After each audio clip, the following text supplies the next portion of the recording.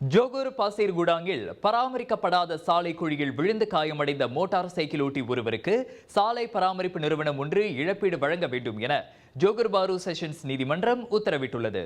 49 வயது ரசாலி எட் முகமது லீ சுபே எனும் அந்த மோட்டார் சைக்கிள் ஓட்டி தமது தரப்பு வாதத்தை முறையாக நிரூபித்ததை அடுத்து அவருக்கு மாநில அரசாங்கத்தால் நியமிக்கப்பட்ட சஃப்வா குளோபல் வெஞ்சர் நிறுவனம் 7,21,000 ரிங்கீட்டை இழப்பீடாக வழங்க வேண்டும் என நீதிமன்றம் தீர்ப்பளித்தது. 2021 ஆண்டு பிப்ரவரி மாதம் 11ஆம் தேதி இரவு மணி 10 வாக்கில் பாசீர்குடாங் தமான்கோத்தா மாசாய்க்கு அருகில் அவ்விபத்து நிகழ்ந்தது. சம்பவ இடத்தில் இருந்த சாலை குழியை மோதி கீழே விழுந்ததில் ரசாலி காயமடைந்தார். அதனால் சம்பந்தப்பட்ட பராமரிப்பு நிறுவனத்திற்கும் மாநில அரசாங்கத்திற்கும் எதிராக அவர் வழக்கு தொடுத்திருந்தார்.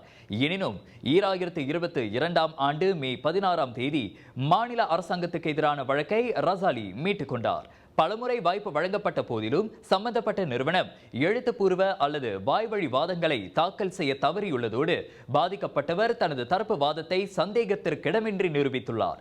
அதோடு 2021 ஆண்டு விபத்து நிகழ்ந்த நாளில் இருந்து 2022 ஆண்டு வரையில் விபத்துக்கு காரணமான அந்த குழி சீரமைக்கப்படவில்லை.